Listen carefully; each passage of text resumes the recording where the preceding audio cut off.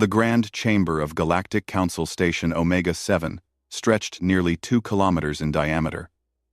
Its walls were made of transparent aluminum, offering a breathtaking view of the stars beyond.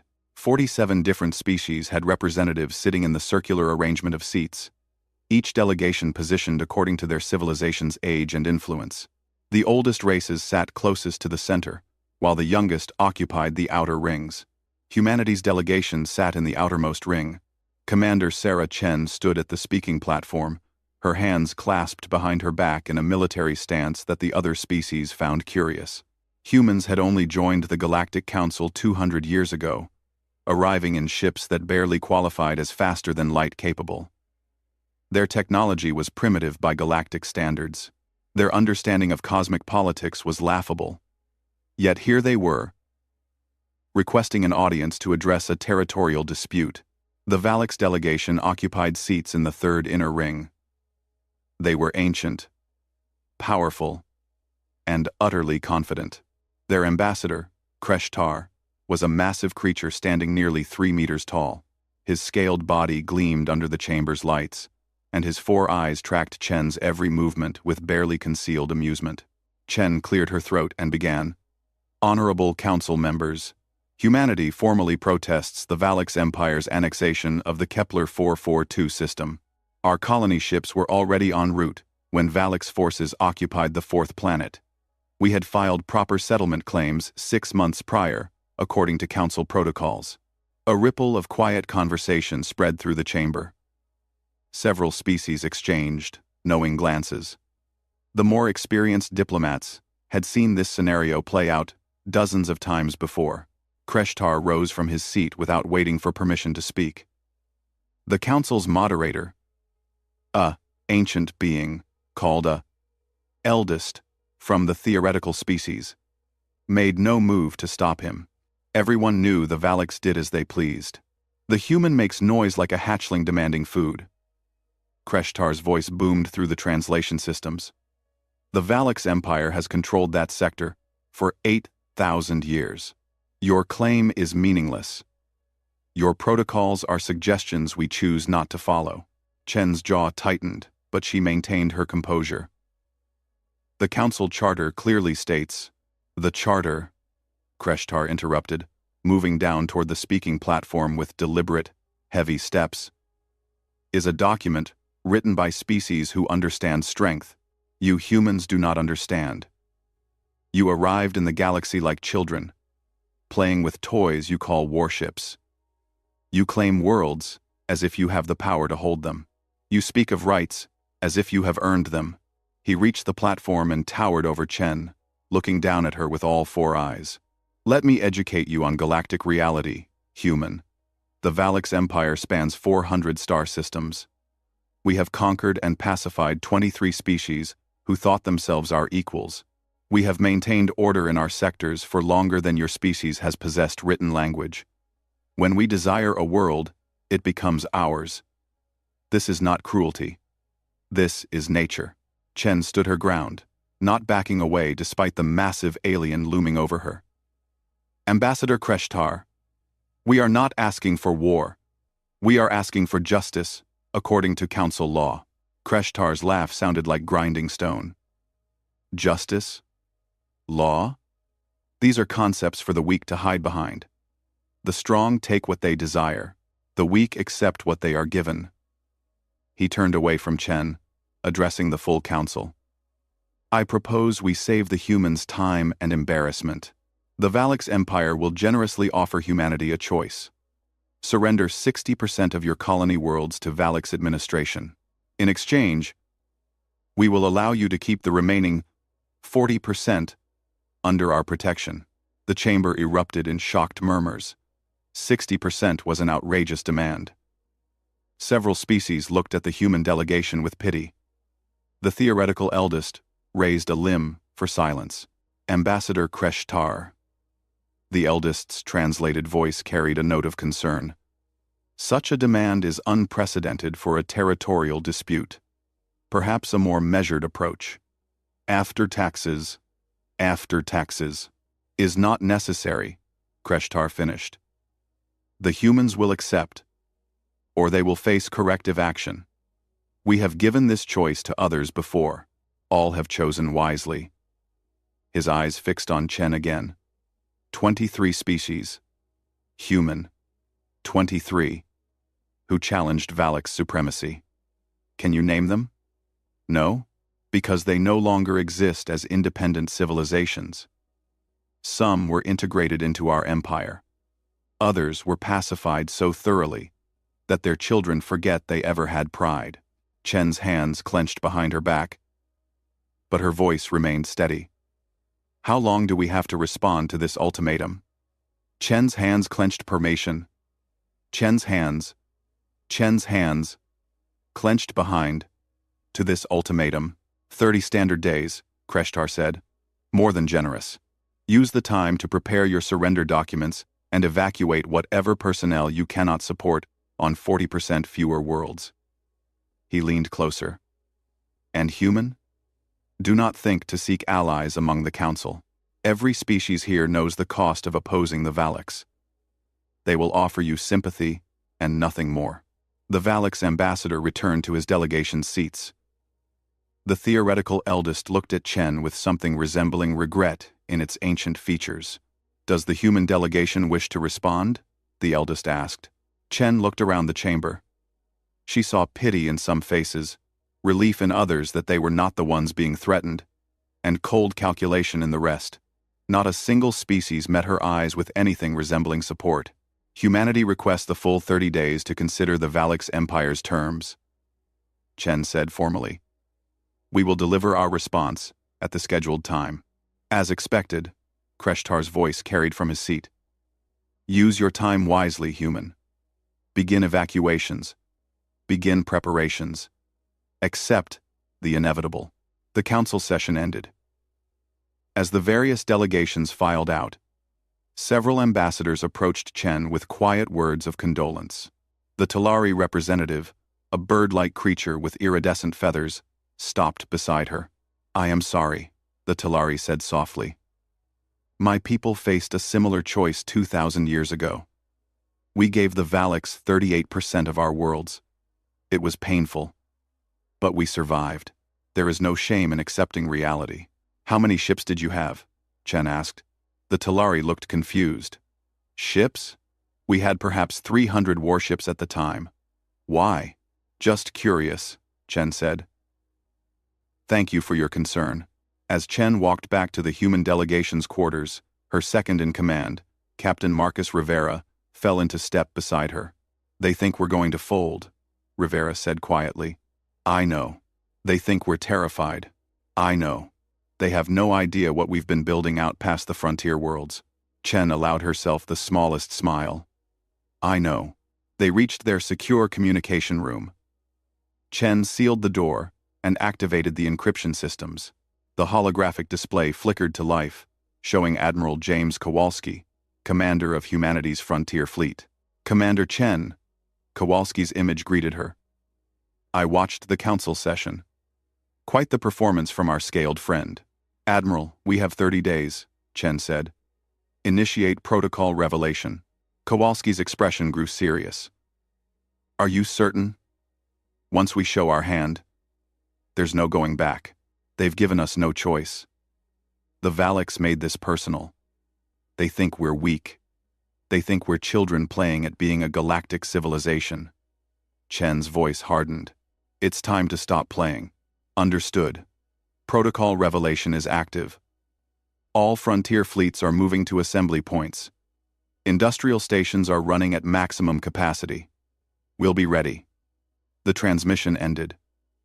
Rivera looked at Chen with concern. Commander, the Council has maintained peace for 12,000 years.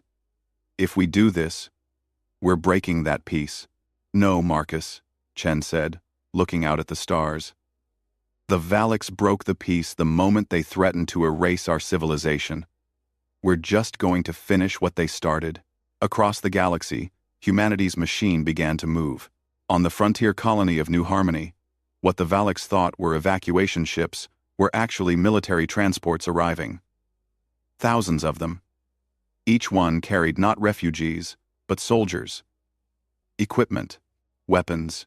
The massive orbital stations that the Valix intelligence had identified as civilian manufacturing centers activated hidden protocols. Their production lines shifted. Where they had been building farming equipment and mining drones, they now produced weapons of war. In the asteroid fields of the Ross 154 system, what appeared to be mining operations revealed their true purpose. Hollowed-out asteroids opened like flowers, and warships emerged. Not dozens, not hundreds, thousands of ships that had been constructed in absolute secrecy, hidden from every galactic sensor and spy satellite. On Earth itself, the military high command gathered in a bunker beneath the Swiss Alps. Fleet Admiral Chen, no relation to Sarah, though they shared the distinction of being from the same ancestral region of Old Earth, addressed the assembled officers. For 200 years, we have played the role the galaxy expected of us, she said. We have been the newcomers, the primitives, the species that barely understands how things work. We have been laughed at, patronized, and dismissed. Today, that ends. She activated a display showing the Valix Empire's territory. The Valix have conquered 23 species. They believe this makes them invincible. They do not understand what those species could not teach them. What's that, Admiral? A young officer asked. That humanity has been at war with itself for our entire history. We have refined the art of destruction through 10,000 years of practice. We have fought wars with sticks and stones. We have fought wars with nuclear weapons. We have fought wars in trenches, in skies, in the depths of oceans, and in the void of space. Every single human conflict taught us lessons that these ancient species never learned.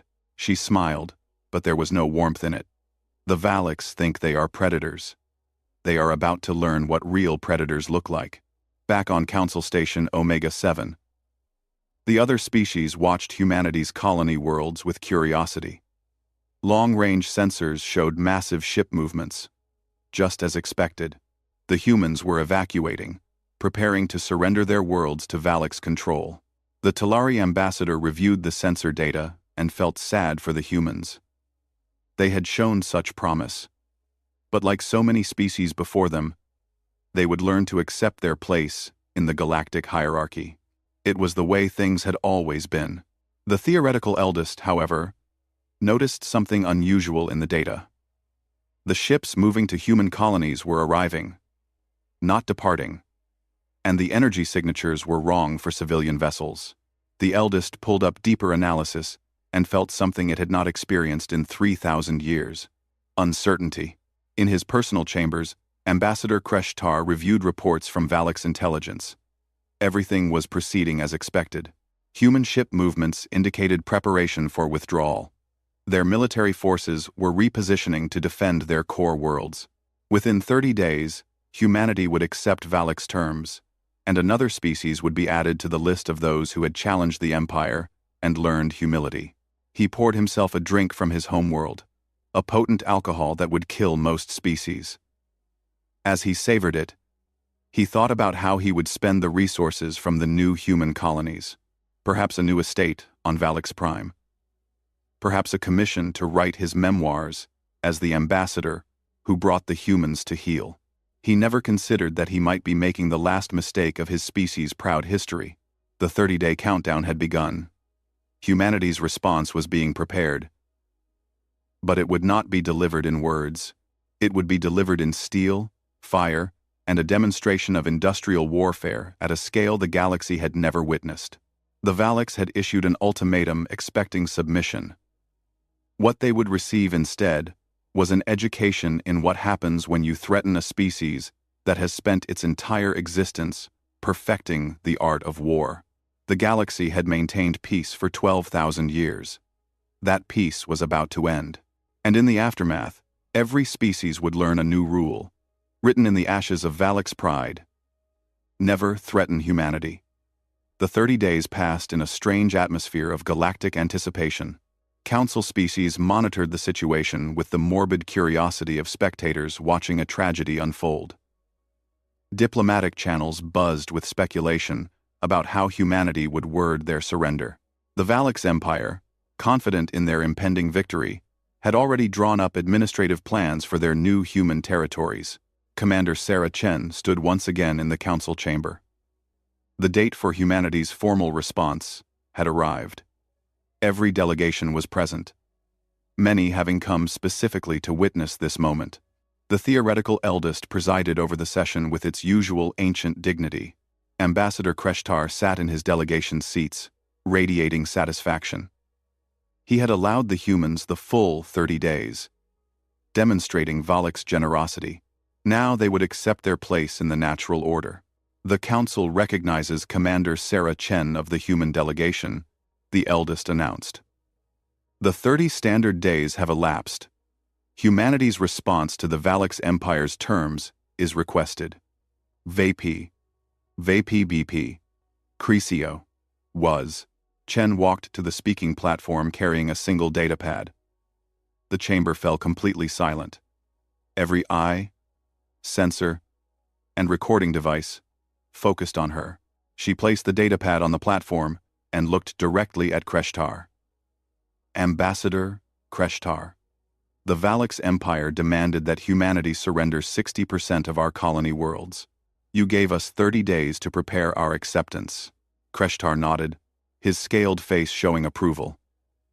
A wise decision, human. Your submission documents are in order? We have no submission documents, Chen said calmly. Confusion rippled through Kreshtar's expression. Then you require more time? This is acceptable. We can grant another. No, Chen interrupted. We do not require more time. We have prepared our response. It is complete. She picked up the datapad and displayed it on the chamber's main screen. On it was a single word in multiple languages, including Valix. No, the chamber erupted. Species began talking over each other. The theoretical eldest tried to restore order. Kreshtar rose from his seat, his 4 eyes wide with disbelief. What is this? Kreshtar's voice thundered through the translation systems. What game do you play? Human. No game, Chen said. You offered us a choice. Surrender 60% of our worlds, or face corrective action. We choose corrective action. We choose war. The chamber fell silent again. But this time, the silence was one of shock. Several species looked at each other in horror. The Talari ambassador's feathers paled. Others sat frozen in their seats. Kreshtar stared at Chen as if she had spoken in a language beyond translation. You. Yes, you understand what this means? You understand what we will do to your species? Ma. We understand, Chen said. Do you? Kreshtar's shock transformed into rage. Foolish child. Your species numbers less than 50 billion across all your worlds. The Valix Empire has stood for 8,000 years. Our military has crushed civilizations that existed before your ancestors learned to make fire. I'm aware of your history, Chen said. Then you are insane, Kreshtar roared. I retract our generous offer. There will be no terms, no compromise. The Valix Empire declares a state of war against humanity. We will demonstrate to the galaxy what happens to those who refuse our mercy. He turned to address the council. Let this stand as example to all. The Valix Empire will prosecute this war until humanity begs for the opportunity to surrender. And when they do, we will show them no compassion. The theoretical eldest raised a limb. Ambassador Kreshtar, the council has protocols for declaring war. Perhaps mediation. Mediation is rejected, Kreshtar said. The humans have made their choice. They will learn the price. As the Valix departed, other species rushed to the human delegation. The Talari ambassador grabbed Chen's arm. What have you done? Commander, please. There is still time to reconsider. Call them back. Accept their terms. 60% is better than extinction. Chen gently removed the Talari's hand. Thank you for your concern. We have made our decision. A dozen other ambassadors crowded around. all speaking at once, all offering advice, all begging humanity to reconsider, none offering to actually help. Chen raised her voice. Honored council members, I appreciate your concern. I ask only one thing. Watch what happens next. Learn from it. She left the chamber with her delegation, leaving confused and frightened ambassadors behind. In the human delegation's secure communication room, Chen activated the emergency channel to Earth. Fleet Admiral Chen's image appeared immediately. It's done, Commander Chen said simply. Confirmed, the Admiral replied. Valak's long-range sensors show their main fleet mobilizing. 4,000 warships headed to our border. Estimated arrival at New Harmony in 6 days. Commander Chen smiled. Oh, we're ready. Operation Revelation is complete. Every ship is in position. Every weapon is armed. Every soldier knows their role. The Admiral's expression grew fierce. They think 4,000 ships will intimidate us. They're about to get the shock of their lives. What the Valaks didn't know was what humanity had actually been doing during those 30 days. The evacuation ships the Valaks' intelligence had detected weren't carrying refugees. They were military transports delivering weapons, troops, and equipment to every human colony world. The civilian space stations humanity had built weren't just manufacturing centers. They were military-industrial complexes, designed from the beginning to switch to war production at a moment's notice. Humanity had learned a harsh lesson from their own history. Never again would they be caught, unprepared. Never again would they be victims.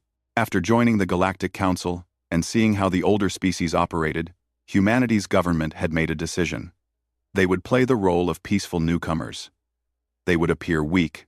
They would build their true military strength in secret. For 200 years, every civilian ship design had a military variant hidden in the blueprints.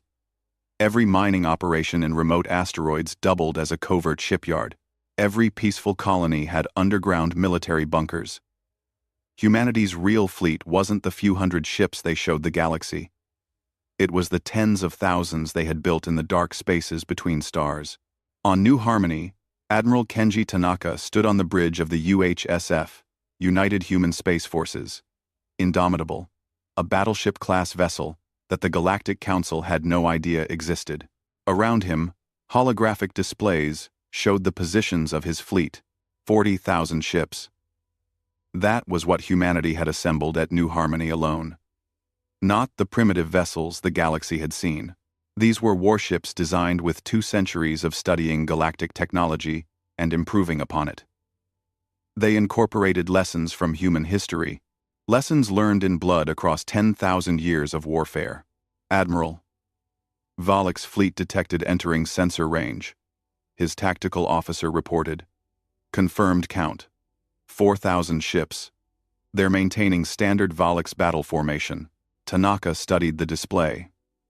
The Valak's fleet approached in a magnificent formation, a show of force meant to intimidate. Their ships were individually superior to humanity's vessels in terms of technology. Their weapons could output more energy. Their shields were stronger. By every traditional metric, they should win. But they were about to learn that humans didn't fight traditional battles. All ships, Tanaka ordered. Activate full sensor arrays. Let them see us. Let them count us. And then let them understand their mistake.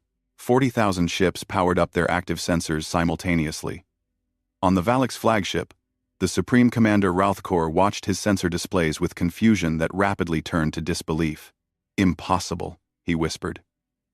Our intelligence reported fewer than 1,000 human military vessels total. Sir, his sensor officer's voice trembled.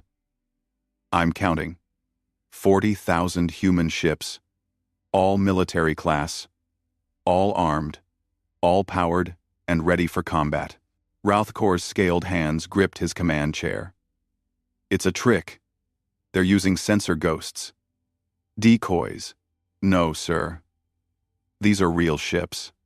I'm reading power signatures, heat signatures, gravitational displacement. They're all real. For the first time in his 300 years of life, Ralthkor felt something unfamiliar. Fear, not for himself, but for his fleet. 4,000 ships against 40,000. The numbers were devastating. But Valak's pride ran deep. All ships, he commanded. Battle formation sovereign. We will show these humans that quality defeats quantity. Advance. On the Indomitable, Tanaka watched the Valak's fleet begin their attack run. They're actually going to engage, he said with something like admiration. I'll give them credit for courage. Orders, sir? His tactical officer asked. All ships. Tanaka said calmly. Pattern Delta 7. Target their command ships first. Drone swarms launch on my mark. Kinetic batteries prepare saturation fire. Show them what happens when you threaten humanity. The Battle of New Harmony began. The Valaks expected a traditional engagement. Ships would maneuver for position. Energy weapons would be exchanged at range. Shields would be tested. Eventually, one side would gain advantage through superior technology or tactics. This was how galactic warfare had been conducted for thousands of years. Humanity fought differently. The first wave wasn't manned ships. It was drones. Thousands upon thousands of automated attack craft. Each one carrying kinetic weapons and guided by artificial intelligence that could outthink any living pilot. The Valak's point defense systems opened fire, destroying hundreds of drones. But for every one destroyed, 3 more took its place. What is this? Ralthkor watched his screens in confusion. They're wasting resources on unmanned craft. 22. What is this? Ralthkor watched his screens. Ralthkor watched his screens. End quote. End quote. But the drones weren't wasted. They were reconnaissance. Every drone that got destroyed first transmitted data back to the human fleet. Exact locations of Valak's point defense systems. Exact firing patterns. Exact response times. Within minutes, humanity's combat computers had mapped every weakness in the Valak's formation. Then, the real attack began. Human ships didn't close to traditional combat range. They stayed at extreme distance and fired kinetic weapons, not energy beams that shields could dissipate. Solid chunks of metal accelerated to a significant fraction of light speed. Thousands of projectiles fired in patterns calculated by computers. Valak's shields could stop energy weapons. They were nearly useless against kinetic impacts. All ships evasive, Ralthkor ordered.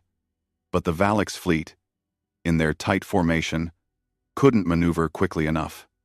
The kinetic barrage struck like the hammer of a god. Ships that had withstood energy weapon fire for hours in previous battles were punctured and destroyed in seconds. Return fire, Ralthkor commanded. The Valak's fleet unleashed their powerful energy weapons. Beams that could crack planets reached out toward the human ships. But humanity's fleet scattered into smaller groups, each one moving independently. The coordination was perfect, impossible for living crews to achieve.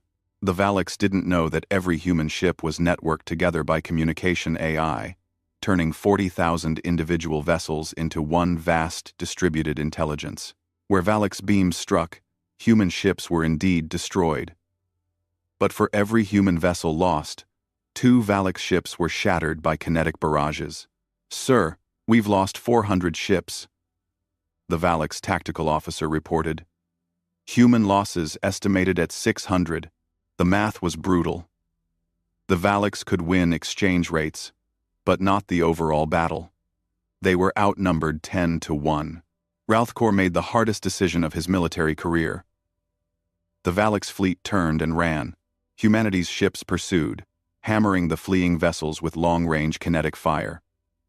By the time the Valak's fleet jumped to faster-than-light speeds, they had lost 1,200 ships, nearly 30% of their force. Humanity had lost 1,500 ships. 40,000 minus 1,500 left plenty for the next engagement. On the Indomitable, Tanaka reviewed the battle reports. Acceptable losses. All ships. Begin recovery operations. Collect our dead. honor their sacrifice, and prepare for the next phase. The news of the battle reached the Galactic Council within hours. The species gathered in emergency session, watching the battle footage in stunned silence. Impossible, the Talari ambassador whispered. Humanity defeated a Valix fleet? Not defeated, the theoretical eldest corrected. Crushed. The loss ratios are in humanity's favor, even without the numerical advantage. Where did they get those ships? Another species demanded. Commander Chen, attending the emergency session, provided the answer. We built them. While you all assumed we were primitive and weak, we were preparing. We learned from our own history. Never be caught defenseless. Never assume others will protect you. Protect yourself. But 40,000 ships? The Talari couldn't comprehend it. That requires industrial capacity beyond what you've shown. 40,000. But, because we didn't show you everything, Chen said simply. We showed you what we wanted you to see. The theoretical eldest studied Chen with its ancient eyes. What happens now, Commander? Chen's expression hardened. Now the Valix learn what war actually means. They wanted to erase our civilization. We're going to show them what erasure looks like. Across the galaxy, humanity's true fleet began to move. Not 40,000 ships, 120,000 vessels, all converging on Valix space. The war had just begun, and humanity intended to finish it in a way the galaxy would never forget. The Valix homeworld of Valix Prime had stood unconquered for 8,000 years. Its cities stretched across continents, monuments to the Empire's glory. The Imperial Palace dominated the capital city, a structure so massive it could be seen from orbit. Inside that palace, Emperor Volthron received the news of the defeat at New Harmony. The Emperor was old even by Valix standards, having ruled for 600 years. He had overseen the conquest of 15 species during his reign. He had never known defeat. The concept was foreign to him. Explain this to me again, he said to Supreme Commander Ralthkor, who had returned in disgrace. You had 4,000 ships, the finest warships in the galaxy, and you retreated? Ralthkor stood before his emperor, expecting execution. My emperor, the humans had 40,000 ships. Our intelligence was completely wrong. They have been hiding their true military capacity for 2 centuries. 40,000 ships, the emperor repeated slowly. Built in secret. Hidden from every intelligence service in the galaxy. Hidden from us. He rose from his throne, his massive frame radiating fury. This is not just deception. This is humiliation. The humans have made fools of the Valix Empire. My emperor, I recommend we seek negotiation.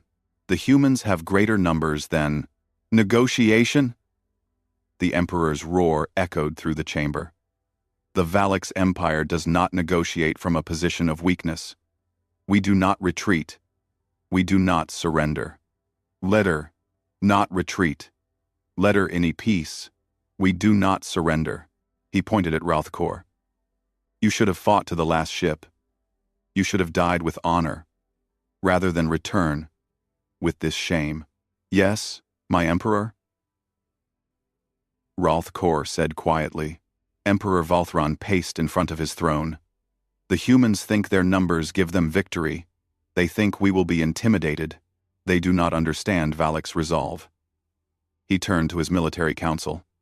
I declare a war of extermination, not conquest, not pacification, complete and total annihilation of the human species. The military council members looked at each other with concern. A war of extermination was the highest level of Valix military doctrine. It meant every resource, every ship, every warrior would be committed.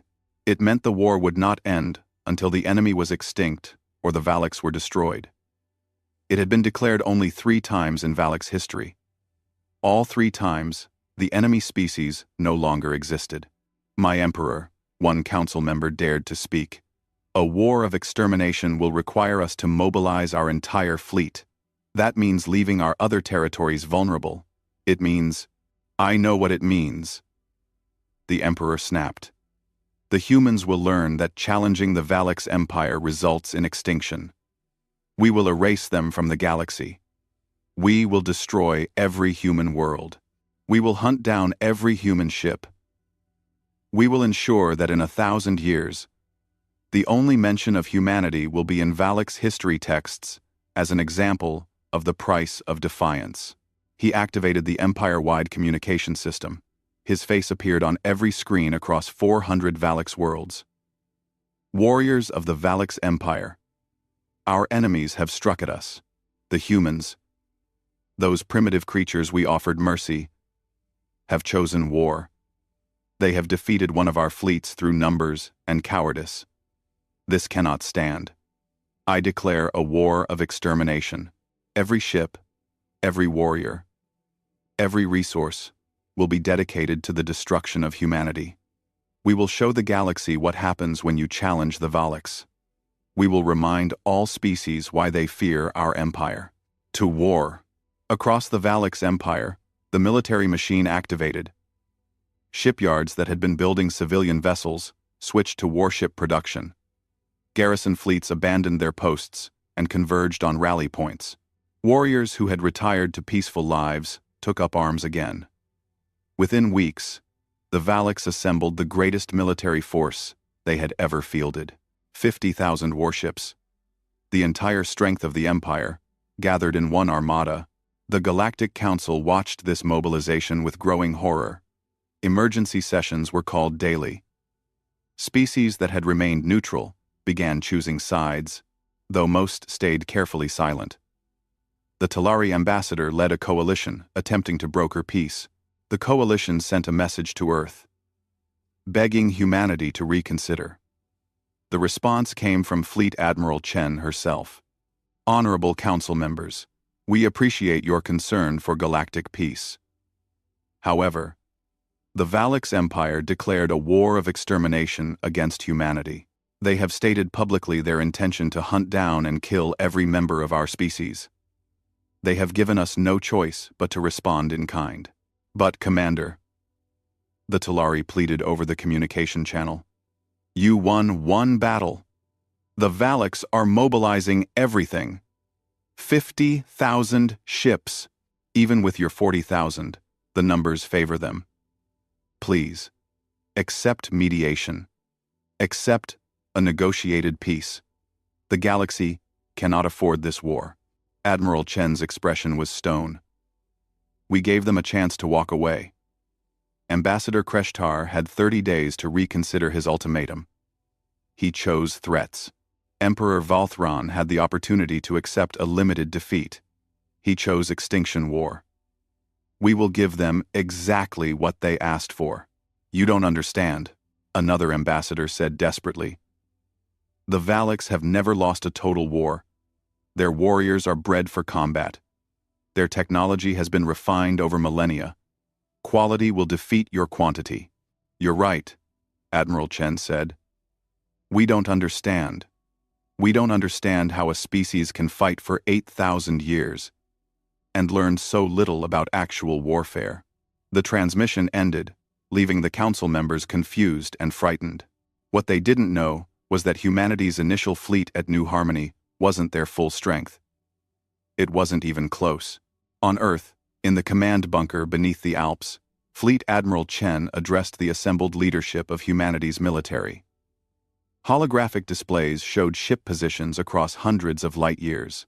The Valix are gathering 50,000 ships, she said. Our intelligence indicates they're assembling near their home system for a massive strike at our core worlds. They believe this will end the war. What are our numbers? Asked General Okonkwo, commander of ground forces. Admiral Chen smiled. The Valix know about the 40,000 ships at New Harmony. They don't know about the 80,000 we've been building in secret shipyards over the past month. They don't know that every single one of our colony worlds has been building ships at maximum capacity since the council meeting. She activated a display showing humanity's true fleet strength. The numbers made even the experienced officers pause. 120,000 ships, Admiral Chen said. Full military class, armed with the latest weapons, crewed by personnel who have trained for this moment for decades. The Valaks think they're bringing overwhelming force. They're about to learn what overwhelming actually means. What's our objective? Another officer asked. Total victory. Admiral Chen said simply. The Valaks declared, a war of extermination. We're going to show them they should have chosen negotiation. We will break their fleet. We will break their empire. And we will ensure that no species ever threatens humanity again. The Valaks fleet assembled near Valaks Prime's moon. It was a sight to inspire awe. 50,000 warships, each one a masterpiece of military engineering. The fleet stretched across hundreds of thousands of kilometers, a wall of metal and firepower that had never been defeated. Emperor Valthran himself came to the flagship, the Eternal Dominion, to address his warriors. My soldiers, you are about to participate in the greatest military campaign in Valaks history. We will strike at the human homeworld itself. We will burn it to ash. We will ensure that humanity's defiance ends in their extinction. This is our destiny. This is our right as the superior species. The warriors roared their approval. They believed in their emperor. They believed in their strength. They believed they could not lose. Supreme Commander Ralthkor, despite his earlier disgrace, was given command of one battle group. He alone had faced the humans and survived. He alone had concerns about what was coming. My emperor, he said privately to Valthran. The humans have shown tactical sophistication beyond their apparent age as a spacefaring species. I recommend caution. Jester. Caution is for the weak, the emperor replied. We have assembled the full might of the Valaks Empire. Let the humans bring every ship they possess. We will crush them through superior power and superior will. The Valaks fleet entered faster than light travel, heading toward human space.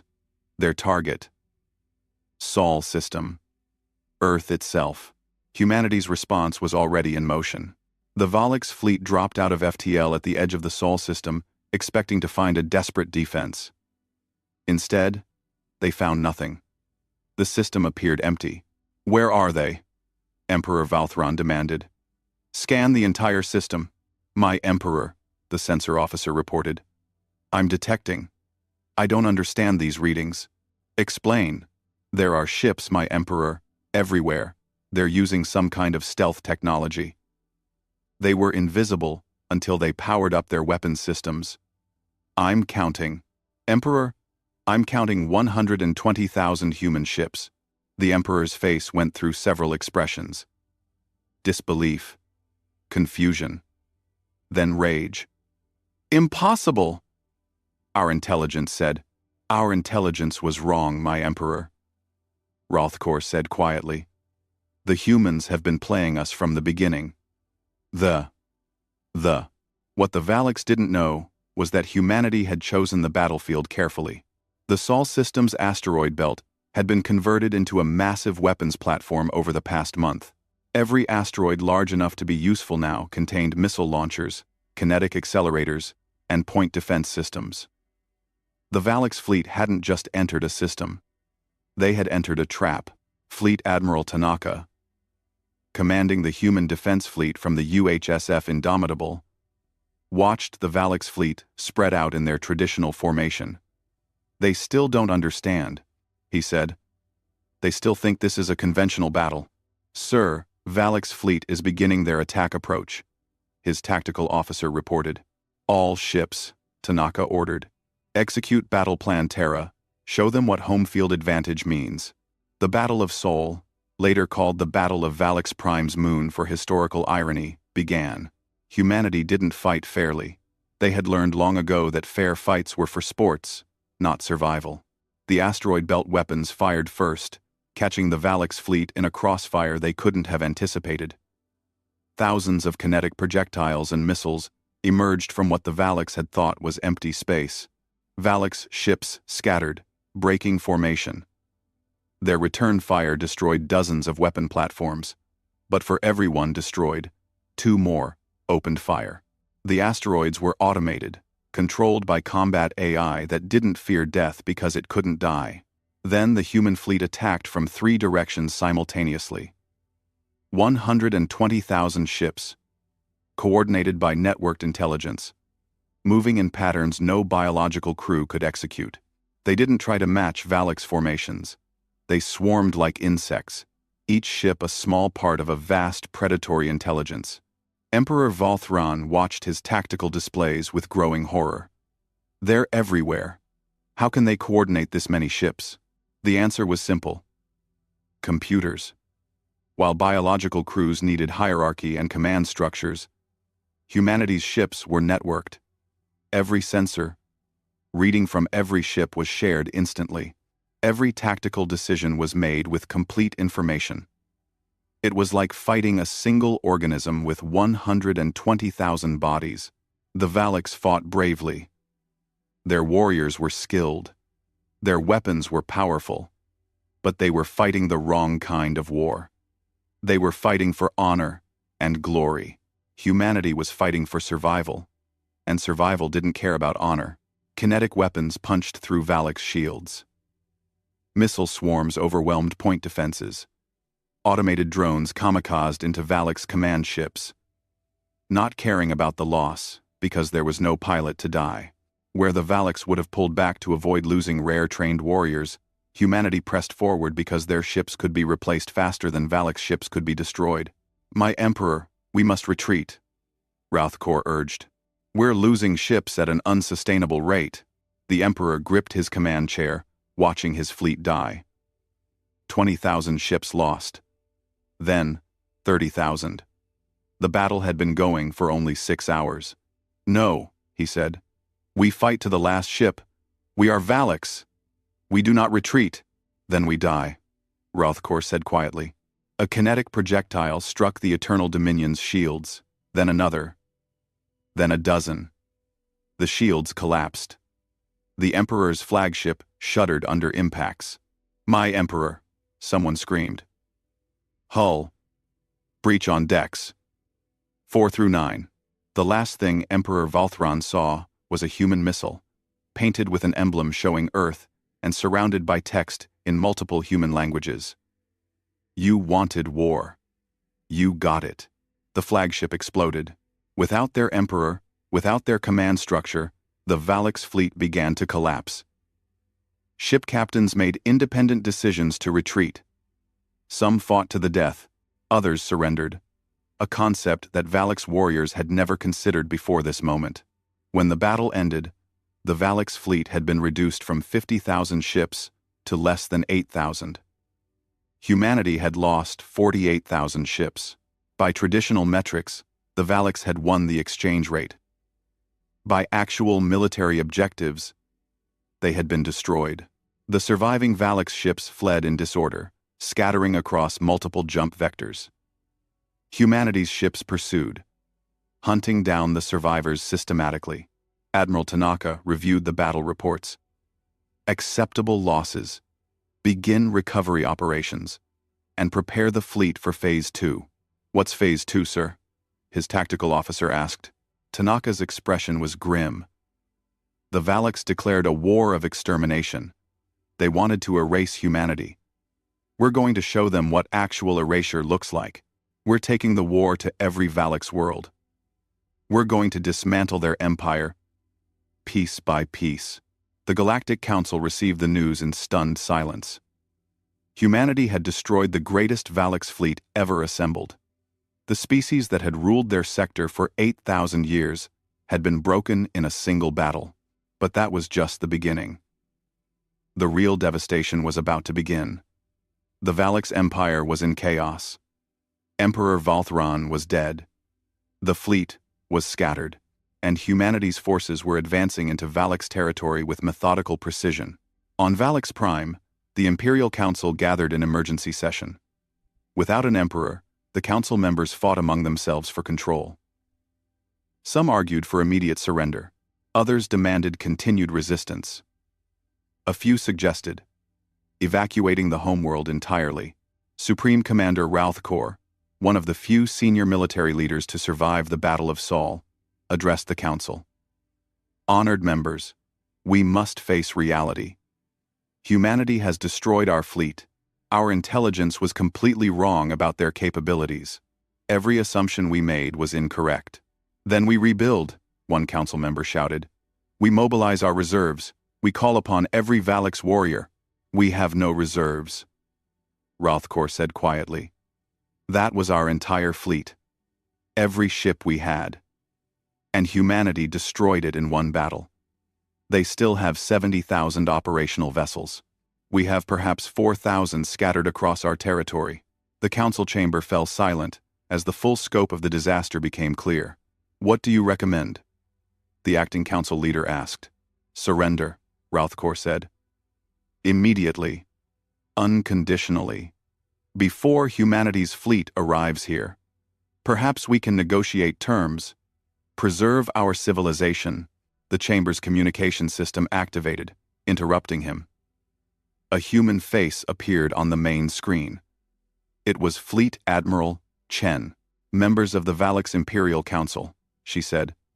This is Fleet Admiral Chen of the United Human Space Forces. I am transmitting from the flagship UHSF Indomitable, currently in orbit around your colony world of Drax Nor. My fleet has secured this system. The local Valak's military has surrendered. The council members looked at each other in shock.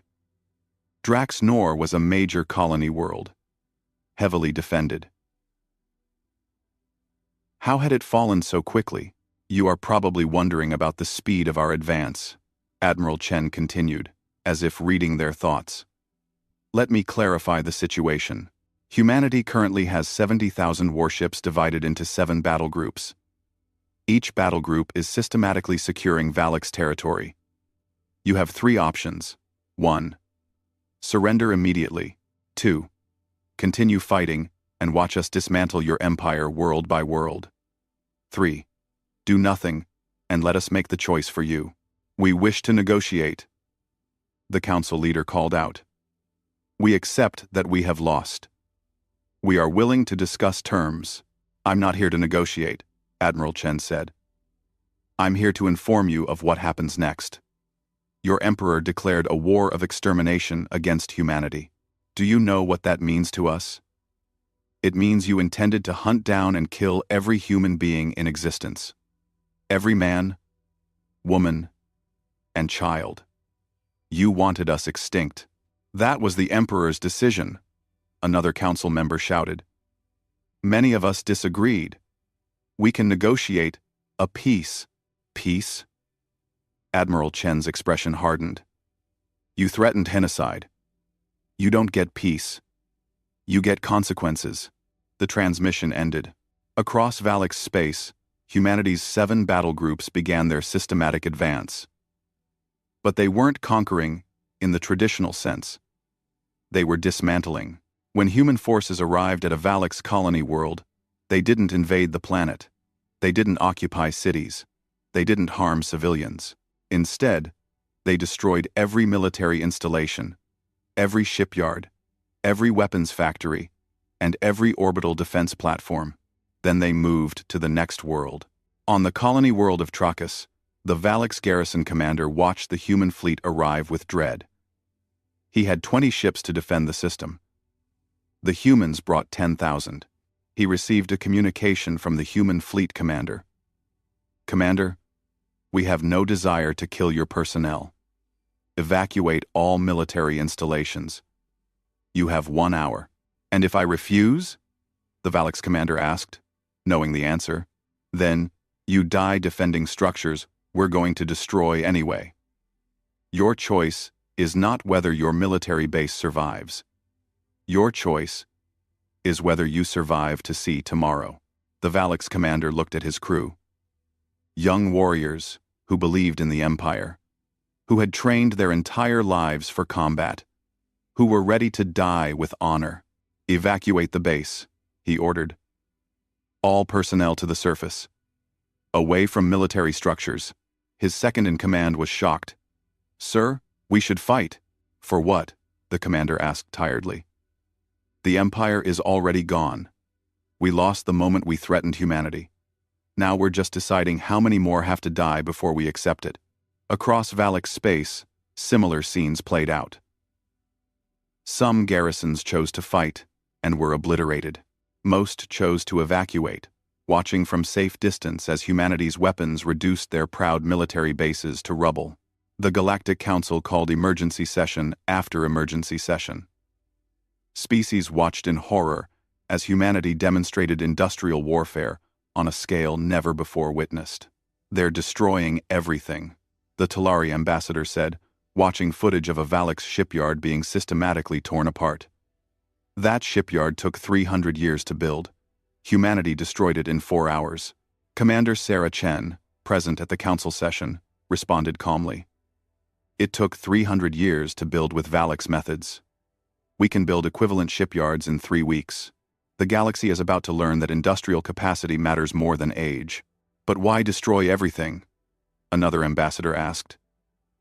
"Because we don't want Valak's worlds," Chen explained. "We want to ensure they can never threaten us again. Every shipyard we destroy is one that can't build warships. Every weapons factory we eliminate is one that can't arm future fleets. We're not conquerors.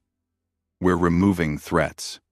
Runenarm, the theoretical eldest, studied Chen with its ancient eyes. "You are destroying the infrastructure of an 8,000-year-old civilization."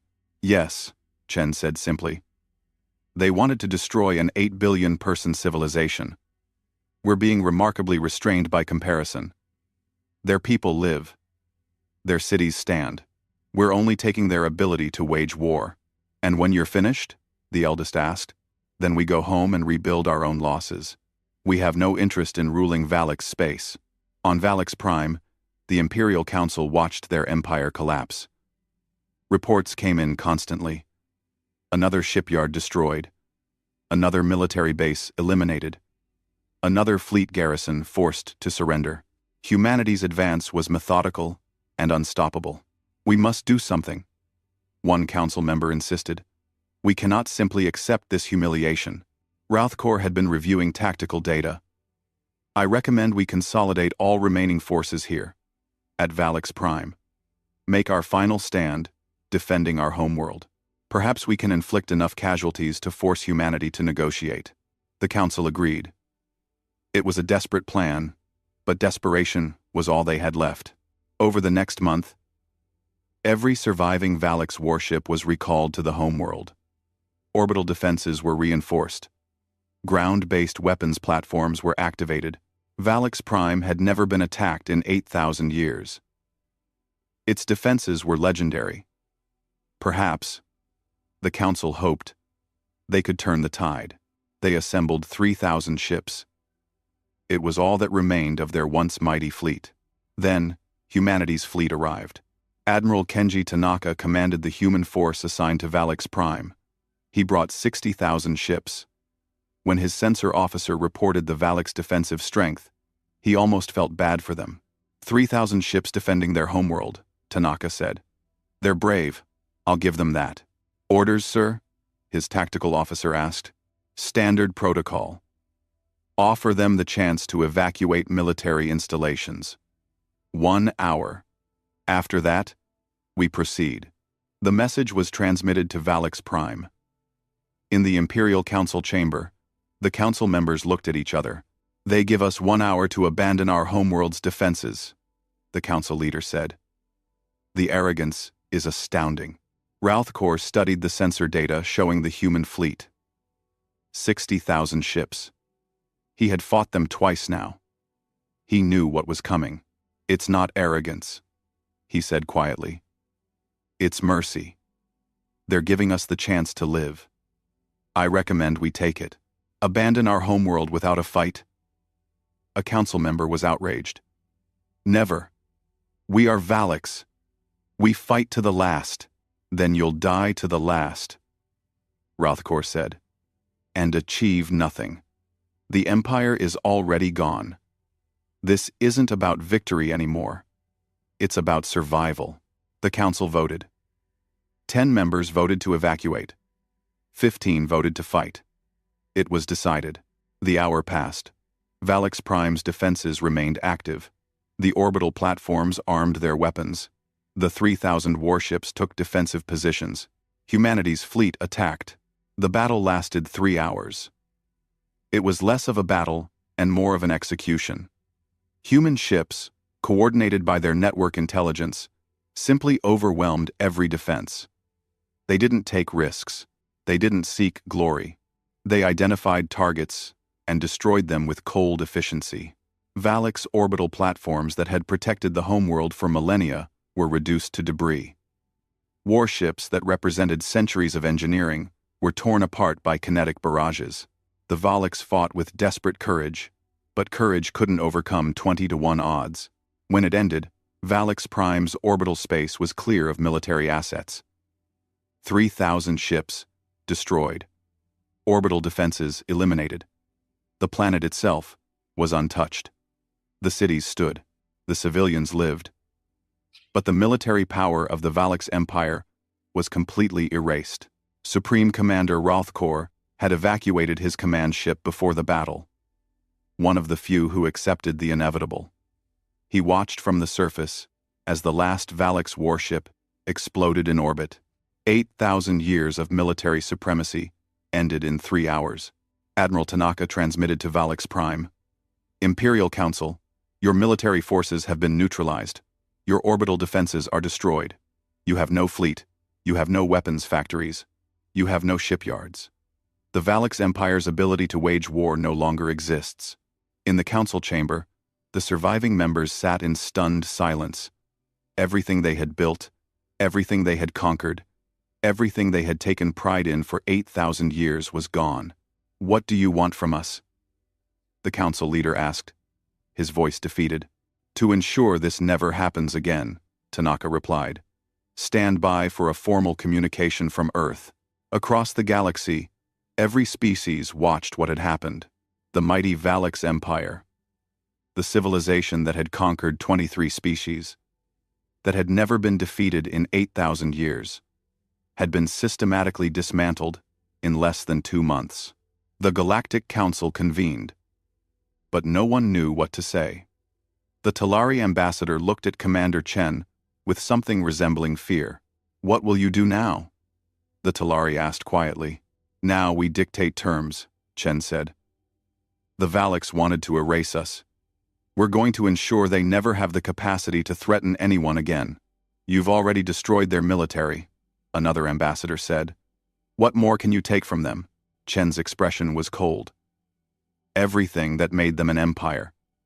When we're done, the Valix will exist, but the Valix Empire won't. They'll remember what they lost. They'll remember why they lost it. And they'll teach their children to never, ever threaten humanity again. The theoretical eldest spoke. What you describe sounds like cultural erasure. No, Chen corrected. Cultural erasure would be destroying their history, their language, their identity. We're doing something different. We're making their empire itself into history. Future Valix will know their ancestors once ruled 400 worlds. They'll know their ancestors declared a war of extermination on humanity. And they'll know how badly that turned out for them. She stood to address the full council. Let this be a lesson to every species here. Humanity came to this galaxy in peace. We were laughed at. We were patronized. We were threatened with genocide. We gave the Valix every chance to back down. They chose war. This is what happens when you choose war. With humanity. The council members sat in silence. Every species was making calculations, re-evaluating their understanding of galactic power structures. The age of Valix supremacy was over. The age of humanity had begun. On Valix Prime, Rothkor stood in the ruins of an orbital defense platform that had crashed to the surface. Around him, young Valix warriors wept for their destroyed empire. He felt nothing but exhaustion. Commander, one young warrior asked. Rothkor looked up at the sky where human ships still orbited. Now, We learn to live in the galaxy that humanity is creating. And we teach our children to be smarter than we were. The reckoning had come to the Valix Empire. And it had been absolute. 1 month after the fall of Valix Prime, the Galactic Council gathered for what many species considered the most important session in 12,000 years of galactic history. Every ambassador was present. Every species sent observers. The chamber was packed with representatives wanting to witness humanity's terms for the defeated Valix Empire. Commander Sarah Chen walked to the speaking platform. Behind her stood Fleet Admiral Chen and a delegation of human military and civilian leaders. Across from them sat what remained of the Valix Imperial Council, looking diminished and defeated. The theoretical eldest called the session to order. The council recognizes Commander Sarah Chen of humanity. The floor is yours. Chen placed a datapad on the platform, but didn't look at it. She had memorized every word she was about to say. Honored council members. 42 days ago, the Valix Empire declared a war of extermination against humanity. Their stated goal was to hunt down and kill every human being in existence, to erase our species from the galaxy. She paused, letting the words settle. They failed. Now, humanity will present our terms for peace. The Valix Council leader stood. We accept full responsibility for the war. We are prepared to pay reasonable reparations and acknowledge our defeat. We ask only that. Sit down, Chen said quietly. The Valix Council leader, shocked by the dismissal, slowly sat. You don't get to ask for anything. You threatened genocide. There is no reasonable response to that. There is only the response you've earned. She activated the holographic display, showing a map of Valix space. The Valix Empire currently claims 400 star systems. As of today, the Valix Empire claims 0 star systems. Shocked murmurs filled the chamber. The Valix Council members stood in protest. You cannot do this, one shouted. Those worlds have been Valix territory for thousands of years. 2-5, and now they're not. Chen said calmly. Every Valix colony world is granted immediate independence. They are free to govern themselves, join the Galactic Council, form alliances, or remain independent. The Valix homeworld has no authority over them. But that's our entire civilization, another council member protested. No, Chen corrected. That's your empire. Your civilization still exists. Your people still live. Your culture still remains. But your empire is dissolved. This is not negotiable. The theoretical eldest spoke carefully. Commander Chen, what you propose is the complete dismantlement of an 8,000-year-old political structure. What I propose is justice, Chen replied.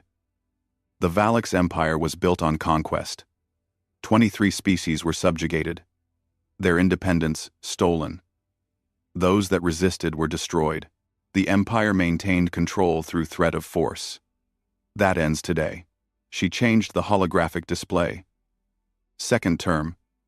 All Valix military technology is to be destroyed. Warship schematics, weapons designs, tactical databases, all of it will be purged from Valix records. That's absurd. Ralthkor stood. You're crippling our ability to defend ourselves. Yes, Chen said simply. For the next 100 years, Valix Prime will be permitted defensive satellites only. No warships. No weapons of planetary destruction. No military fleet. Your defense will be guaranteed by a united human oversight station that will remain in your system. You're occupying our homeworld? Ralthkor couldn't believe what he was hearing. We're ensuring you don't rebuild your military and try this again in 50 years. After 100 years, if the Valix have demonstrated peaceful behavior, the restrictions will be re-evaluated. The chamber erupted in argument. Multiple species tried to speak at once. The theoretical eldest called for order, but it took several minutes to restore calm. The Talari ambassador spoke up. Commander Chen, These terms are extraordinarily harsh. Yes, the Valaks started the war, but complete disarmament? Political dissolution? For 100 years? This is beyond punishment. This is exactly what they planned for us, Chen finished. Except we're letting them live. We're letting their culture survive. We're letting their children grow up. The Valaks would have given humanity none of these mercies. She pulled up another display. Third term. War reparations. The Valaks Empire will pay humanity for the cost of the war. We lost 48,000 ships at the Battle of Saul. We lost 15,000 at New Harmony. We lost forces at every engagement. The total comes to 112,000 ships destroyed. Each one had crew. Each one represented resources and construction time. The Valaks Council leader's face went pale. We cannot possibly afford to replace 112,000 human ships. You're not replacing ships, Chen said. You're paying for them. The calculated value, based on construction costs and resources, comes to a sum that will take your economy approximately 1,000 years to repay if you maintain a consistent payment schedule. 1,000 years? Multiple species gasped. Our children's children's children will be paying this debt, a Valaks Council member shouted. Yes, Chen said coldly. Just as our children's children's children would have never existed if you had succeeded in your genocide. Consider yourselves fortunate. We're accepting payment instead of claiming Valaks Prime itself as compensation. She let that sink in. The alternative to crushing reparations was loss of their homeworld. The Valaks Council members looked sick. Fourth term, and this is the most important, Chen said. The chamber exploded in outrage. Multiple species stood and shouted. The theoretical eldest had to use the chamber's acoustic dampeners to quiet everyone. That is cultural genocide, the Valaks Council leader roared. You cannot rewrite our history. We're not rewriting history, Chen said. We're ensuring it's taught correctly. Future generations of Valaks will learn the complete truth about their empire. They will learn about the 23 species you conquered. They will learn about the cultures you destroyed. They will learn about the war of extermination you declared on humanity and why you lost. She pulled up educational curriculum on the display. Valaks children will be taught that their ancestors made a terrible mistake. They challenged a species they didn't understand and paid a devastating price. They will learn that empires built on conquest eventually fall. They will learn that threatening genocide brings consequences. You're making us teach our children to be ashamed of our history, another council member protested. No, Chen corrected. We're making you teach the truth. Your empire conquered and subjugated. Your empire threatened extinction of another species. These are facts. If teaching facts makes Valaks children ashamed, perhaps that shame is deserved. She turned to address the full council. Let me be absolutely clear about what humanity is doing here. We are not committing genocide. Every Valaks citizen lives. We are not destroying their culture. Their language, art, music, literature all remain. We are not even occupying their worlds. What we are doing is ensuring that the Valaks Empire, as a political and military entity, ceases to exist. The display changed to show a timeline. Within 2 generations, taught the truth about their history, Valaks children will view their empire as a cautionary tale. They will understand that their ancestors' greatest mistake was choosing conquest over cooperation. They will learn that threatening humanity was an error that cost them everything they had built over 8,000 years. Fleet Admiral Chen stepped forward. In practical terms, here is what happens. All former Valaks colony worlds are now independent. They may keep their Valaks populations or not, as they choose. Some of the species that were conquered by the Valaks are petitioning to reclaim their ancestral worlds. Humanity will support these claims. She pulled up a list. The Krath people, conquered 4,000 years ago, want their 3 homeworlds returned. The Silenti, integrated into the Empire 2,000 years ago, want autonomy. 12 other species have similar claims. all will be granted. Rothkor stood slowly. What you're describing is the complete erasure of the Valix Empire from the galaxy. Yes, both Chen said simultaneously. Commander Chen continued. In 50 years, galactic historians will search for records of the Valix Empire. They will find footnotes. They will find warnings.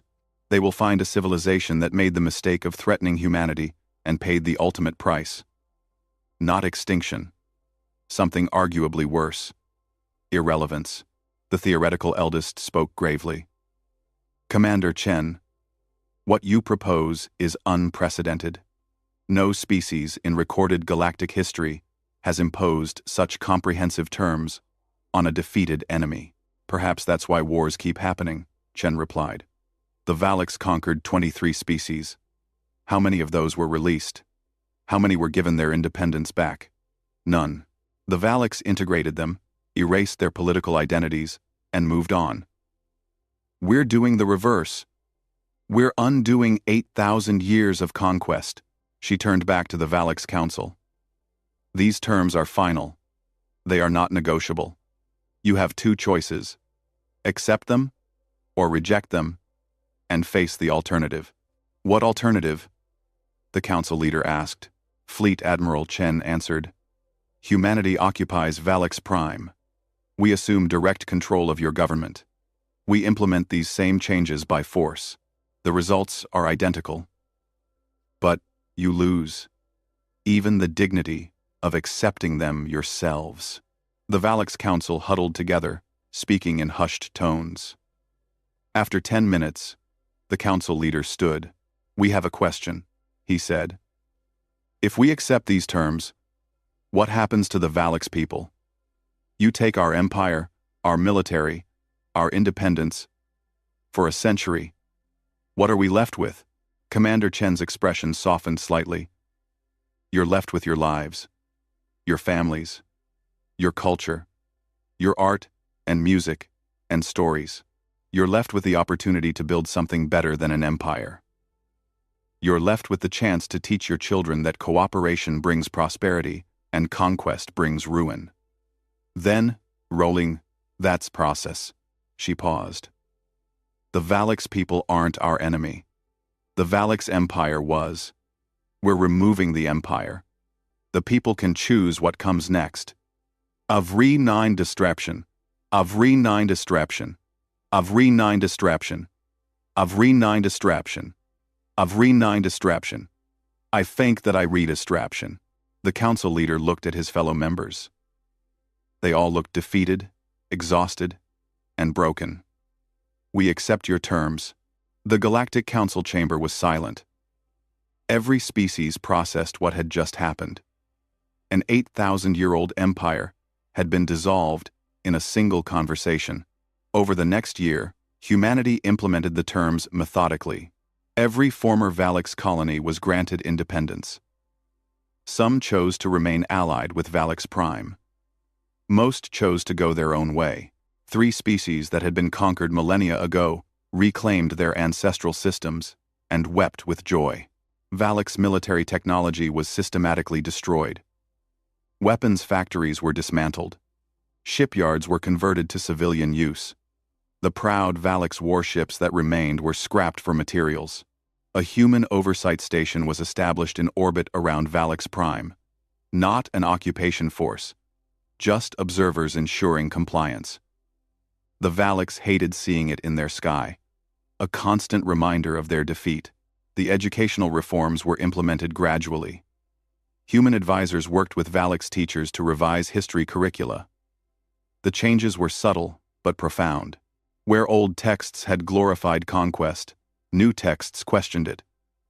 Where old lessons had praised empire, new lessons examined its costs. The war reparations began. Every year, a significant portion of Valix economic output went to humanity. It would continue for 1,000 years.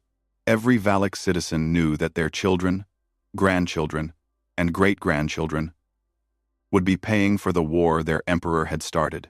The cultural impact was immediate and devastating. Within a year, Speaking proudly of the old empire became taboo. Young Valaks, who grew up learning the new history, felt shame for what their ancestors had done. The word empire itself became associated with failure and disaster. 50 years after the war, a Valak student named Krishnor sat in history class on Valak's Prime. The teacher, a middle-aged Valaks who had been a young warrior during the war, taught the lesson that all Valak's children now learned. The Valaks Empire lasted 8,000 years, the teacher said. It was built through conquest of other species. Our ancestors believed that strength gave them the right to rule others. They believed they were superior. They were wrong. Krishnor raised a hand. Teacher, why did we start a war with humanity?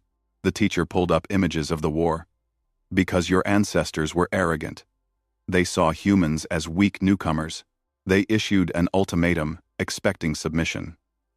The humans refused, and our ancestors declared a war of extermination. What's a war of extermination? Another student asked.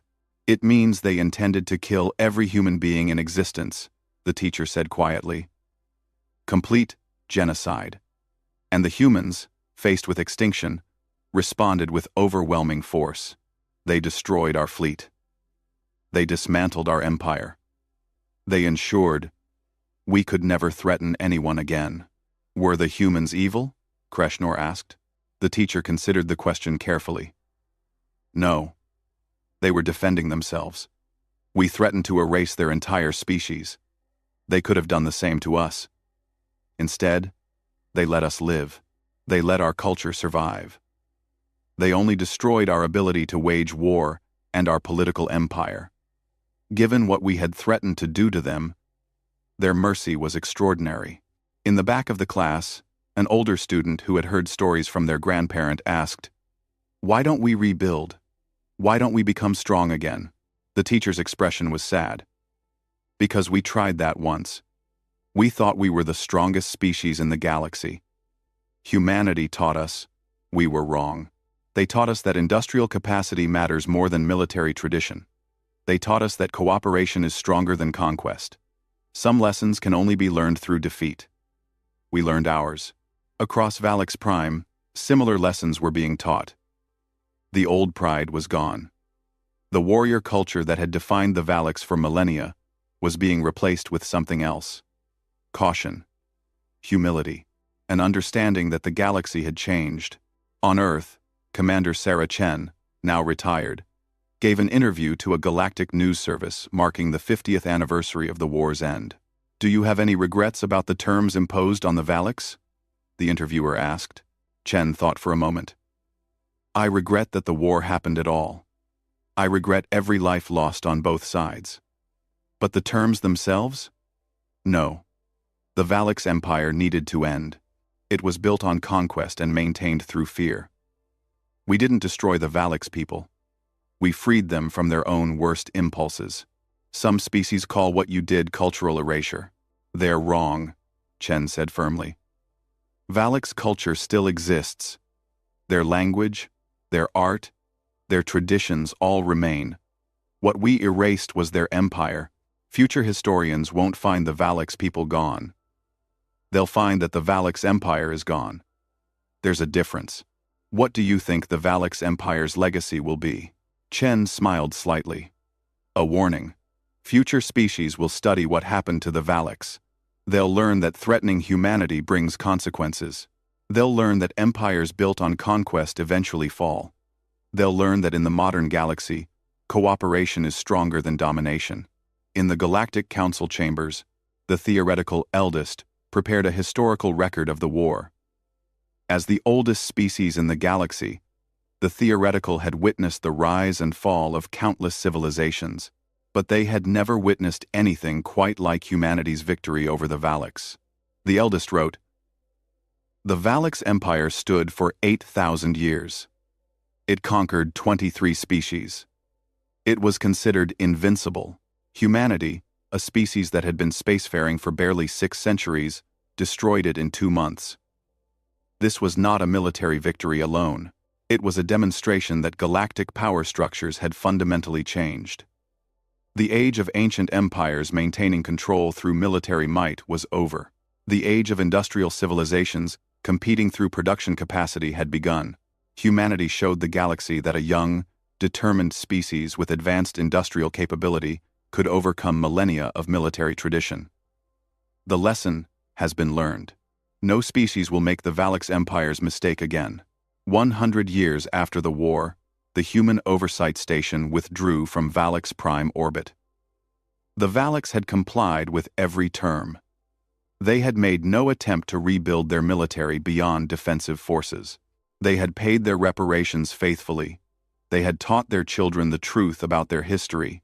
The Valix were granted the right to build a small defensive fleet. They built 10 ships. Not thousands. Not hundreds. 10 ships to patrol their home system. It was all they felt they needed. On the centennial anniversary of the war's end, a delegation from Valix Prime visited Earth.